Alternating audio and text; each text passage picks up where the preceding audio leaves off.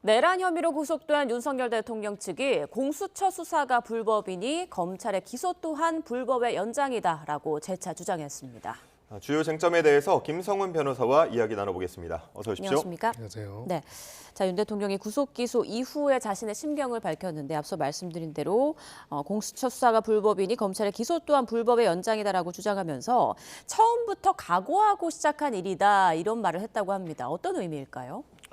네, 아무래도 정치적 메시지이기 때문에 법률적인 의미를 하기는 어려울 것 같고요. 예, 다만 이제 지금 결론적으로는 법적인 책임과 정치적 책임을 원래 지겠다라고 담화에서도 밝혔기 때문에 그 부분에 있어가지고 이 사건에 있어서 사실상 수사와 처벌, 기소, 처벌의 대상이 될 수 있다는 점들에 대해서는 어느 정도 인지하고 시작했던 것이다. 이런 표현이 아닐까 싶습니다. 다만 이제 지금 이야기하는 것처럼 결국 수사기관은 우리나라에 세 곳이 있습니다. 검찰, 공수처, 그리고 경찰이 있습니다. 그런 부분에 있어가지고 지금 공수처의 수사권이 없다라는 부분들을 강하게 다퉈왔는데 결국은 이제 법원의 지난번 불허 결정은 공수처가 수사를 할 수 있고 검찰은 기소만 할 수 있다라는 결정이었고요. 검찰은 거기에 대해서 기소를 했습니다. 그리고 경찰도 수사를 그동안에 진행을 해왔었죠.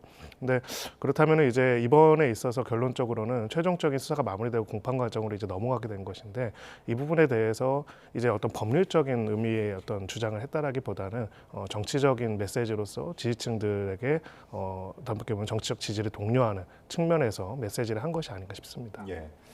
설 연휴가 시작되기 전에도 옥중 서신을 발신을 했고 앞으로 이제 구속 기간 동안 계속해서 옥중 정치를 할 가능성이 있는데 이런 부분은 그러면은 뭐 정치적인 부분들만 판단이 되고 법적으로는 전혀 영향이 없는 겁니까?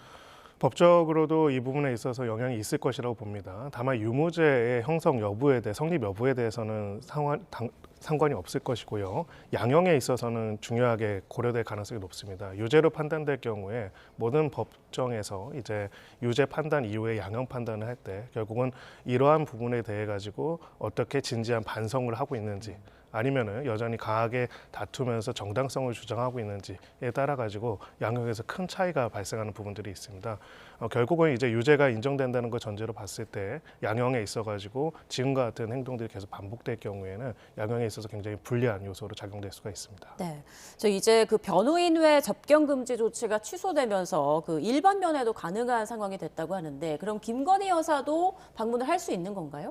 네, 일반 면회이기 때문에 변호인 외에 누구나 이제 면회는 할 수 있긴 합니다. 예. 다만 이제 미결수 같은 경우에는 1일 1회로 제한이 되기 때문에 기본적으로 시간과 횟수는 제한이 될 거고요. 1일 1회 10분 내외로 제한이 됩니다. 다만 변호인 접견 같은 경우에는 제한 없이 이제 일상 그 업무 시간 동안에는 계속 이루어질 수가 있습니다. 예.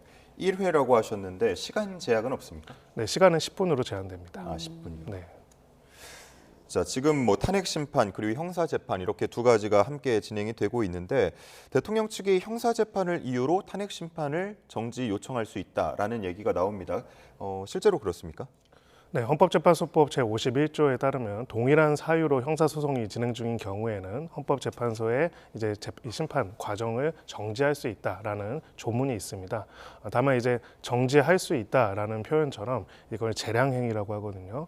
헌법재판소 차원에서 이 조항을 적용을 해서 심판 절차를 정지할 것인지 아닐지는 헌법재판소가 결정할 것이고요.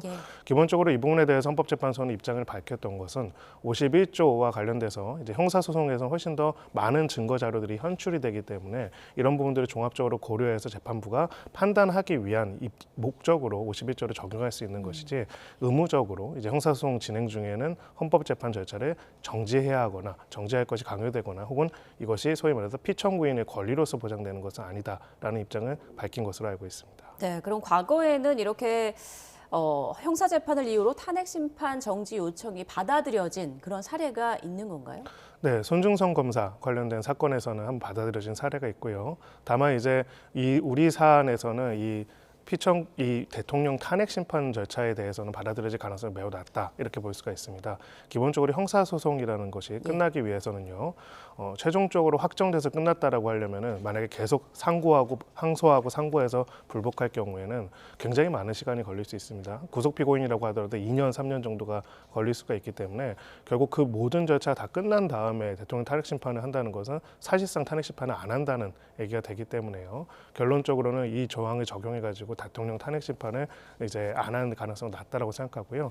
상근직으로 이제 계속 그 비정무적인 공무원들 같은 경우에는 사실은 이 탄핵 심판의 결론이나 이런 부분들에 있어가지고 언제 어떻게 끝나는지랑 상관이 없지만은 대통령 탄핵 심판이라고 하는 것은 굉장히 중요한 헌법 수호 절차이고요. 또 무엇보다도 국가적인 이익 측면에 있어가지고도 이 부분을 빠르게 진행해가지고 결정을 내려야 할 필요성도 있기 때문에 형사소송이 언제 끝날지 모르고 있는 상황에서 그리고 오히려 탄핵 심판이 먼저 진행돼서 상당한 증거들과 자료들이 현출되고 있는 상황에서 형사소송을 이유로 해서 탄핵 심판이 정지될 가능성은 매우 낮다라고 생각합니다.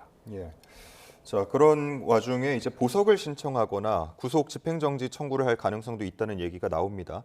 여당에서도 검찰의 공소를 받아들일 수 없다는 주장을 하고 있는데 이유가 뭡니까?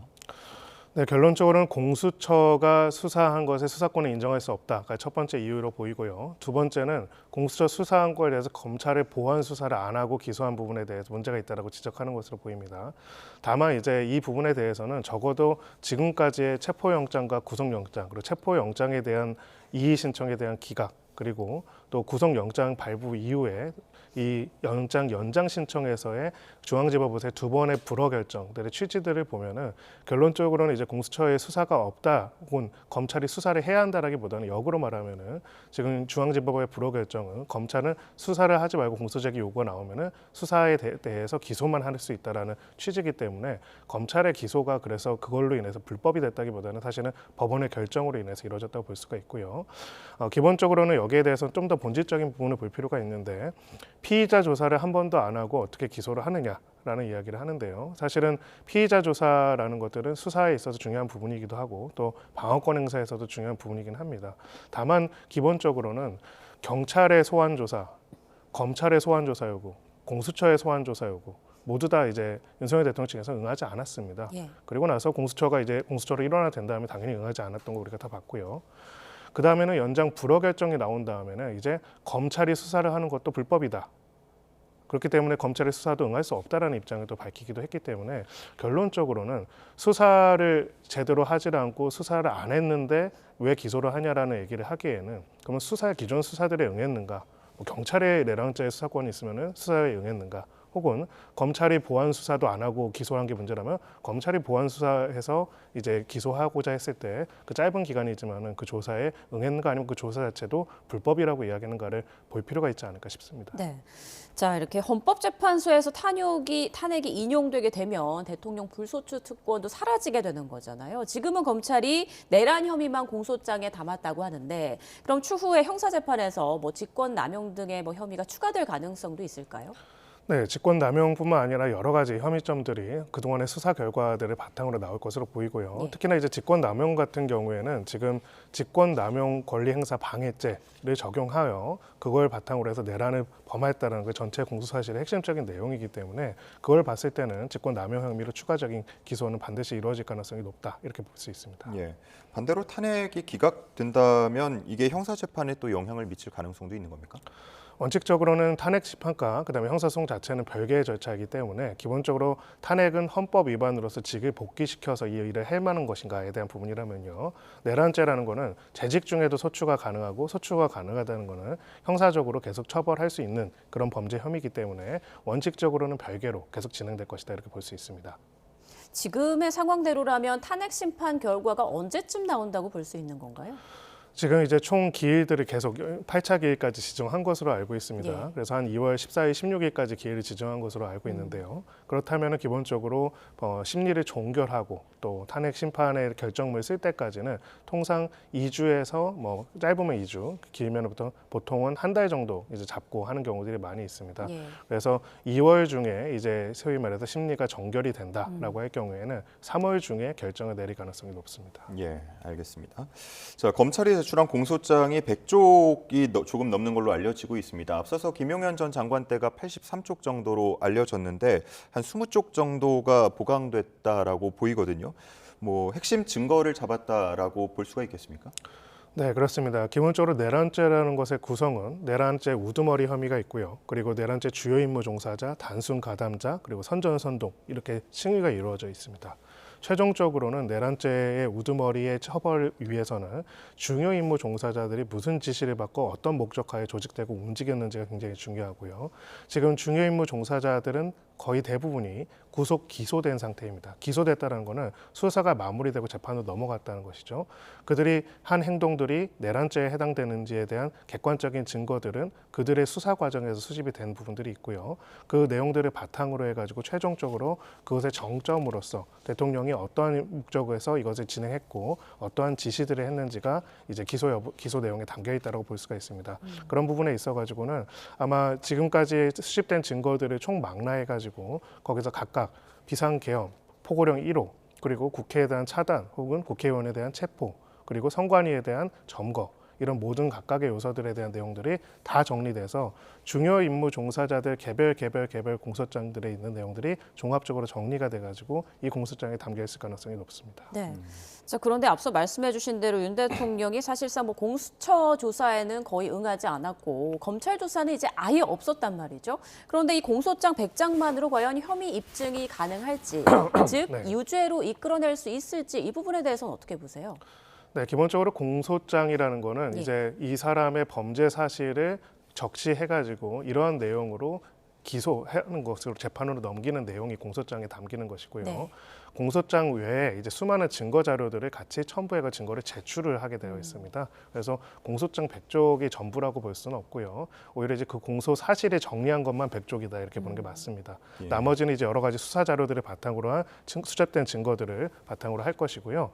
결론적으로는 여기서 이제 지금 빠져 있는 거는 피의자 본인에 대한 조사만 빠져 있습니다. 네. 근데 어차피 이제 피의자 본인은 이 혐의점에 대해 가지고 강하게 부인하면서 조사에 응하지 않는 경우는 종종 있습니다. 그럴 경우에는 피의자가 뭐라고 진술했는지 자백하는 게 아닌 이상은 증거로서의 가치는 사실 크게 없을 수도 있고요.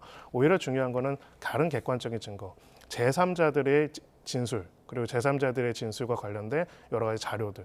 가령 대표적으로 이번에 논쟁이 되는 것 중에 하나가 체포와 관련돼서 그런 지시가 있었는가에 대해서 그런 지시가 전혀 없었다고 하는데 결론적으로는 체포조로 운영한 사람들 간에 누구에 대해서 어떻게 조를 짜서 할 건지에 대한 카카오톡 대화방 이런 내용들에 대한 기록들은 남아있다면 이런 부분들이 오히려 핵심적인 증거가 된다고 볼 수가 있고요.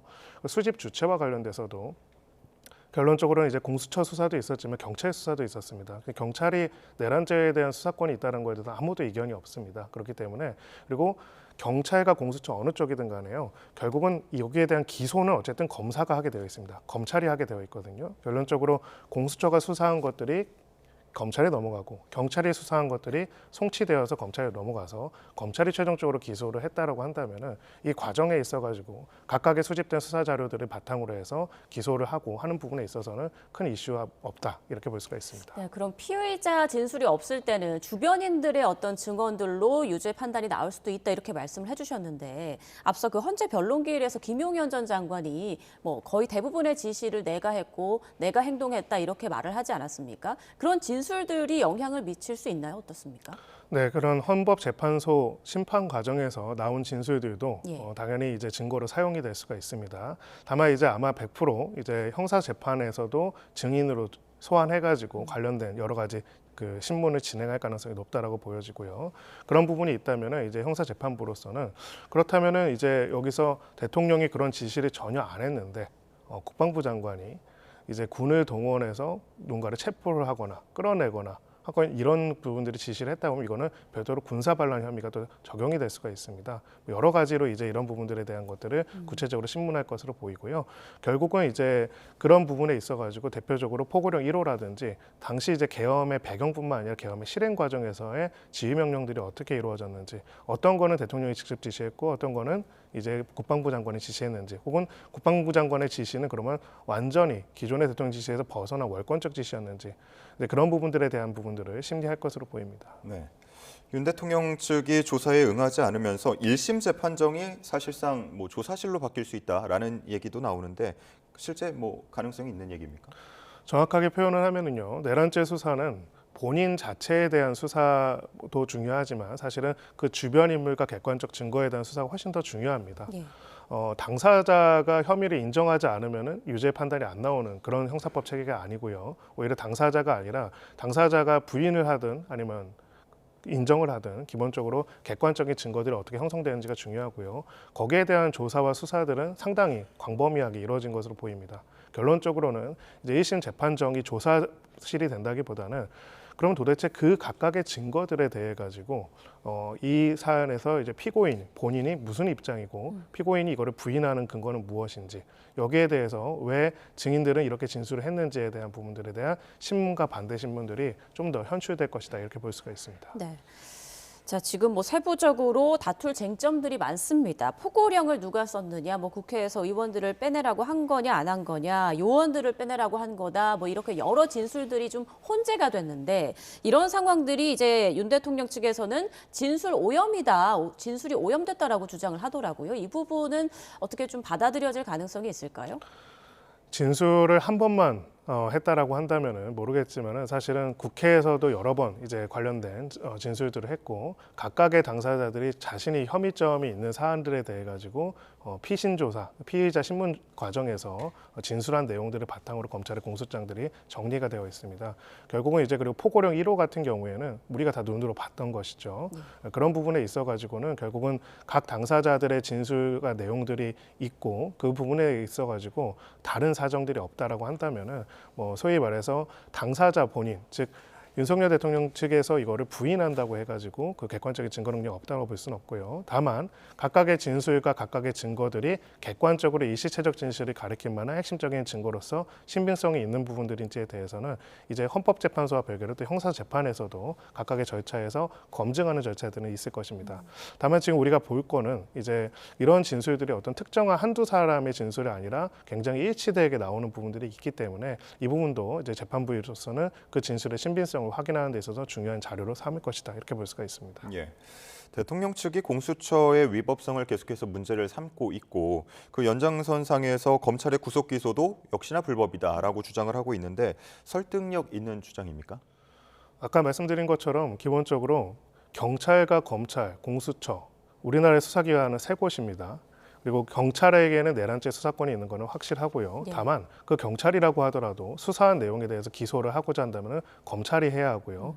공수처라고 하더라도 수사한 내용에 대해서는 기소는 검찰이 하게 되어 있습니다. 지금 경찰도 수사를 진행을 해서 관련된 내용들을 검찰에 송치를 했고요. 공수처도 수사를 진행을 해서 관련된 내용을 검찰에 송치를 했습니다. 결론적으로는 이 부분에 있어서는 검찰이 최종적으로 판단해서 기소 여부를 결정을 하는 것인데 그 부분에 있어서 만약에 경찰이 수사한 부분도 송치해서 기소를 하는데 공수처가 수사한 부분이 있기 때문에 이것 때문에 기소가 불법이다라고 한다면은 결국 이 범죄의 사실에 대해서는 결국 공수처가 수사에 관여한 이상 아무런 조치도 형사적인 조치를 못한다는 이야기가 되는 거거든요. 그런 체제라고 볼 수는 없다라고 판단하고요. 왜냐하면은 기본적으로 검찰은 경찰과 공수처가 각각 요구한 사실을 바탕으로 해서 기소를 하는 것이기 때문에 그 부분에 있어서 공수처 수사뿐만 아니라 경찰의 수사도 존재하는 이상 이제 공수처 수사에 대한 수사권에 대한 여러 가지 문제 제기를 한다고 하더라도 기소 자체가 불법이다 이렇게 보기는 어렵다고 판단을 합니다. 왜냐 기본적으로는 이제 지금 이 부분에 대해서 당연히 이제 미완되거나 불확실한 법 규정이라든지 선례가 없는 부분들도 존재하는 부분들도 있고요. 그런 부분도 있지만은 기본적으로는 각각의 과정 속에서 최종적으로 모든 수사기관들의 수사 결과를 종합해서 기소할 수 있는 검찰의 권한에 있어가지고는 확실한 법적 근거가 있고 그렇기 때문에 그리고 각 수사기관들이 권한이 가지고 있는 수사기관들 또 권한에 대해서 문제 제기를 하지만 어쨌든 권한을 직권남용죄를 고리로 해서 가지고 있다라고 주장하는 공수처의 판단들에 대해서는 법원과 그 검찰 단계에서 각각의 판단이 이미 이루어졌다라고 볼 수가 있습니다. 네. 일각에서는 검찰이 이런 부분들을 의식해서 공수처가 아닌 그 내란죄 수사권이 있는 경찰 자료를 바탕으로 이제 기소를 했다 이런 얘기도 나오던데 가능성이 있는 얘기인가요? 네, 그렇습니다. 그러니까 경찰의 수사권에 대해서는 그 누구도 부인할 수 없는 상황이고요. 그런 부분에 있어서는 아까 말씀드린 것처럼 공수처뿐만 아니라 경찰의 수사 자료들을 종합적으로 정리를 해서 좀 사건 번호로 보면은 경찰에서 수사한 내용들을 검찰에 송치하면은 기소 의견을 송치하면은 검찰은 그걸로 구속 기소를 할 수가 있습니다. 여기에 대해서는 사실은 법률적으로 어떠한 쟁점도 없다라고 볼 수가 있고요. 그런 부분에 있어가지고는 검찰이 최종적인 기소 권한을 가지는 것이 명확한 이상 이 부분에 있어가지고 공수처와 경찰의 수사를 종합적으로 판단을 해서 그 자료들을 바탕으로 기소한 것 자체가 문제가 되지는 않고요. 마지막으로 사실 이게 더 중요한데요. 결국 각 기관 간의 권한 분산이라는 거는요. 결론적으로는 이 수사권과 기소권에 대한 여러 가지 조정 과정들이 있었죠. 예. 이런 부분들이 굉장히 좀 더 정비될 필요들은 분명히 있다라고 생각을 합니다. 그런 거 있지만은 결론적으로 수사라는 거는 실체적 진실을 확인해서 그 실체적 진실이 무엇인지를 가리기 위한 절차라고 볼 수가 있습니다. 그런 과정에 있어가지고 실체적 진실을 확인을 하기 위한 절차와 각 기관 간의 역할과 분배, 권한에 대한 부분들의 문제, 이 두 가지는 분리해서 저는 생각해야 한다고 생각을 하고요. 결론적으로는 각 기관들이 이 부분에 있어가지고는 수사가 누구 담당을 할 것인지, 기소를 누가 할 것인지, 어떻게 할 것인지에 대해서 의견의 일치를 보고 정리를 하고 있는데, 만약에 공수처 수사도 안 되고 검찰의 기소도 안 되고, 그렇다면은 경찰이 수사를 하면은 경찰이 수사한 내용에 대한 검찰의 기소까지도 그 이후로 또 안 된다라고 이야기를 한다면은 사실상 이 부분에 대한 실체적 진실을 수사하고 재판할 수는 없다라는 얘기가 됩니다. 그런 것이 법원에서 받아들여질 가능성은 낮다라고 생각합니다. 예. 윤 대통령의 구속 기간에 대해서 최장 6개월이라는 얘기를 하는데 중간에 어떠한 변수로 인해서 이게 연장이 안 될 가능성도 있는 겁니까? 네, 기본적으로는 이제 그 구속 기간에 대해서 이제 연장 여부를 또 결정을 할 수도 있는데요. 기본적으로는 그 1심 재판에서 판결이 선고가 되고 그 기간 안에 선고가 된다고 한다면은 추가적으로 이제 항소심에서 다시 그 기간들을 계산을 하고요. 또 관련돼서 추가적으로 병합되는 다른 사건들이 만약에 있다라고 한다면은 기본적으로 기간 자체가 연장이 안 될 가능성은 낮아 보인다라고 볼 수 있습니다. 네, 지금 앞서도 잠깐 언급을 했습니다만 윤석열 대통령 측에서 보석을 청구할 가능성이 계속 거론이 되고 있는데요. 앞서 김용현 전 장관 같은 경우에는 받아들여지지 않았지만 조지호 경찰청장은 보석으로 석방이 됐단 말이죠. 윤 대통령 측에서 이제 신청을 하면 어떻게 될까요? 네, 기본적으로 조지호 전 청장 같은 경우에는 지금 암 2기, 혈액암 2기라고 이제 예. 했습니다. 그 중대한 건강상 이유가 있지 않는 이상은 보석은 잘 안 받아들여질 거라고 보면 될 것 같고요. 그리고 보석이라는 것도 그 피고인 본인의 어떤 건강과 그리고 인권에 관한 부분과 그리고 이 사건의 실질적 진실을 밝히기 위한 이 절차 자체의 엄정함, 이 두 가지를 비교 영역에서 판단하게 됩니다.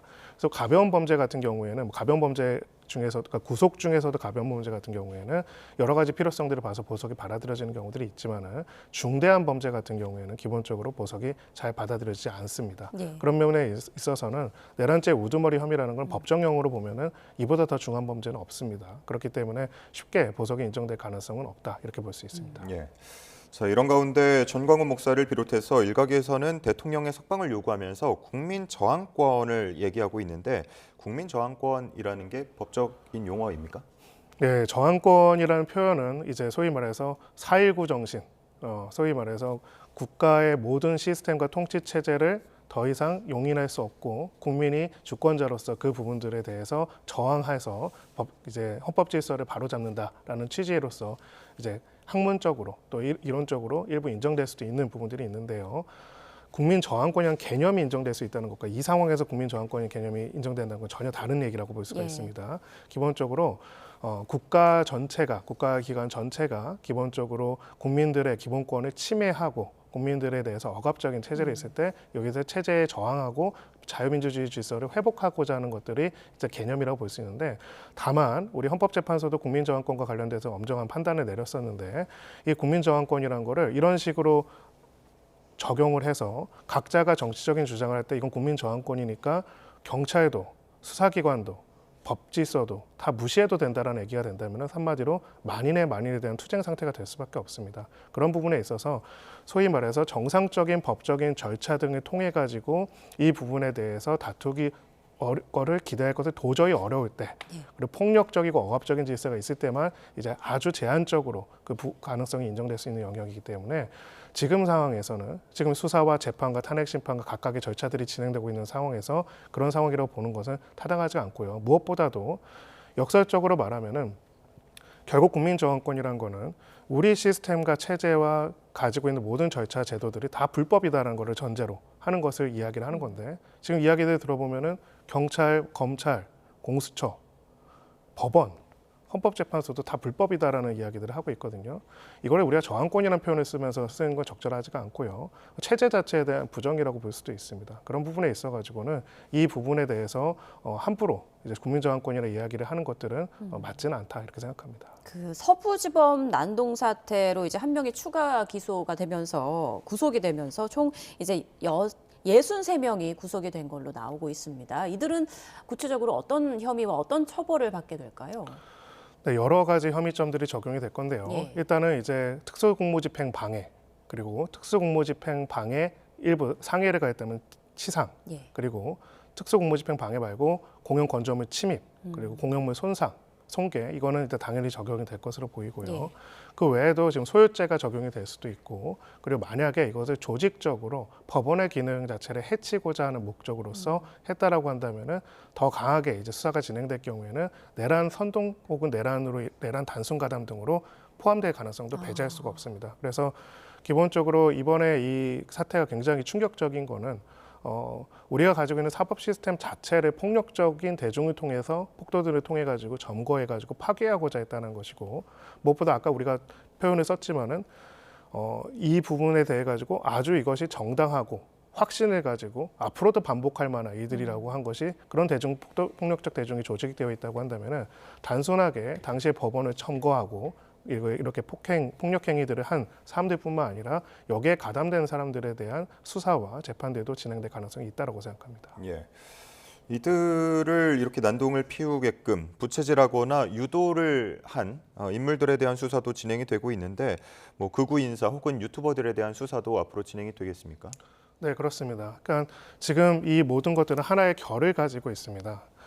기존에 이제 비상계엄이 선포되고 군경이 국회로 들어가고 이제 군대가 입법부의 유리창을 깨고 들어가는 모습들 우리가 모두가 봤죠. 그리고 나서 얼마 안 돼 가지고는 이제 법원을 삼권 분립의 한 축이라는 사법부를 폭도들이 점거를 해가지고 부수는 모습들을 봤습니다.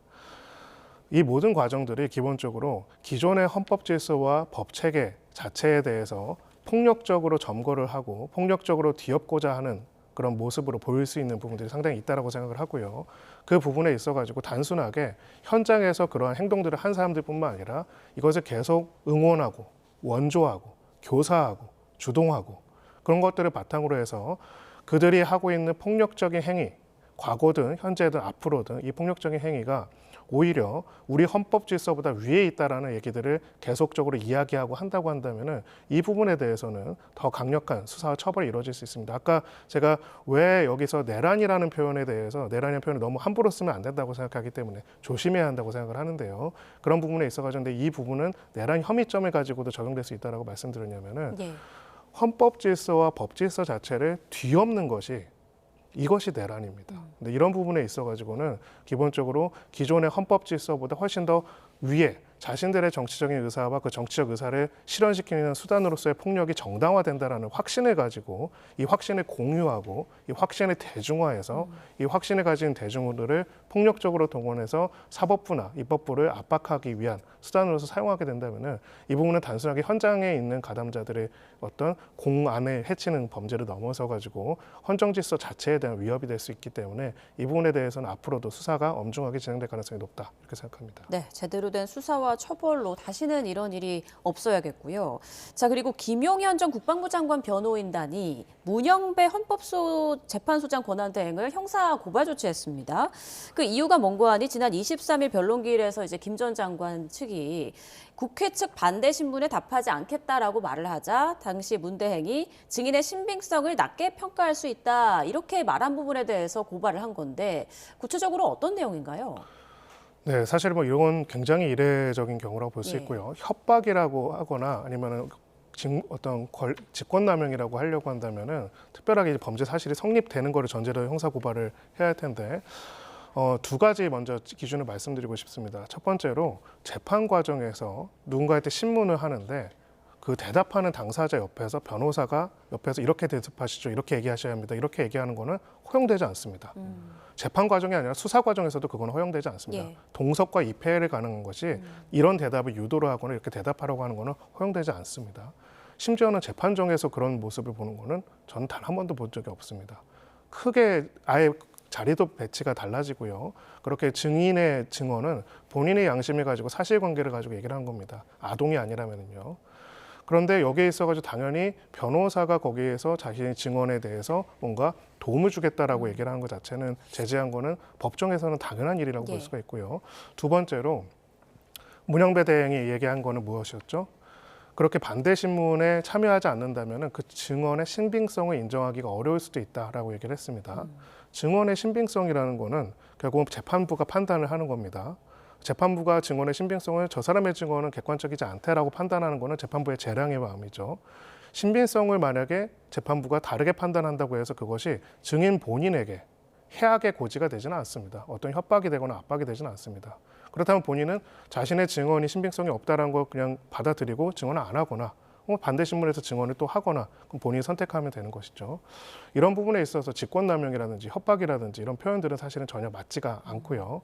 그런데도 불구하고 헌법재판소 권한 대행 자체를 이런 식으로 이제 형사고소 고발을 한다는 거는 사실 굉장히 이례적인 것뿐만 아니라 결국은 이제 헌법 수호 절차라는 헌법재판소라는 재판 과정 그리고 그 과정에서의 재판부 자체에 대한 공격으로 나아가고 있는 것이 아닌가라는 생각이 듭니다. 네, 말씀하신 것처럼 이게 공격으로 비춰질 가능성이 있다고 하셨는데 그렇게 되면 탄핵 심판에 불리할 수도 있는 겁니까? 아주 불리한 영향을 미칠 겁니다. 기본적으로는 우리가 이 탄핵 심판의 주제가 뭐냐면요, 헌법 수호자로서의 대통령이 자신의 권한과 책임을 다했는가이고요. 탄핵 심판의 결론은 피청구인의 대통령직으로 복귀할 것인지 아니면 대통령직에서 파면할 것인지를 결정하는 겁니다. 근데 지금 이 헌법 수호 절차로서의 탄핵 심판 절차에서 헌법재판소의 권위와 그리고 그것을 판단하는 각각의 재판부에 대한 권위를 존중하지 않고 그들을 또 하나의 정치적인 분쟁의 대상으로 삼아서 공격하는 행태를 한다면은 이것이야말로 위헌적이라고 할 수가 있습니다. 그러니까 헌법과 법치주의라는 거는요, 특정 정치 세력의 아젠다가 아닙니다. 어쩔 때는 불편할 수도 있어요. 각각의 정치적인 입장에 따라 다를 수도 있지만은 그 모든 것들을 넘어서서 우리가 최종적인 갈등을 사법부와 그리고 헌법재판소에서 결정에 따라 가지고 그것을 우리가 존중하도록 하는 것이 우리의 시스템이라고 할 수가 있는데 이 부분에 있어 가지고 지난번에 영장 발부된 법원에 대해서 폭력적인 점거가 있었다면 이제는 헌법 수호 절차와 탄핵 심판을 진행하는 재판부 자체에 대한 공격이 있는 것들은 굉장히 문제가 있다라고 볼 수밖에 없고요. 법원의 권위와 법원의 어떤 이런 그 재판 진행 자체를 존중하지 않는다면은 결국은 이 과정에 있어 가지고 이러한 부분들에 있어서 앞으로도 그러면 헌법과 사법적인 절차와 결정에 있어 가지고 계속적으로 이렇게 정치적인 논쟁장으로 끌어들이는 공격이 반복될 것이라고 볼 수밖에 없습니다. 그래서 최소한 이 부분에 대해 가지고는 헌법재판소 차원에서도 강경하게 이러한 부분들에 대해서 문제 제기를 할 가능성이 있다라고 생각합니다. 네, 알겠습니다. 지금까지 김성훈 변호사와 함께 윤석열 대통령을 둘러싼 법적 쟁점들 짚어봤습니다. 고맙습니다.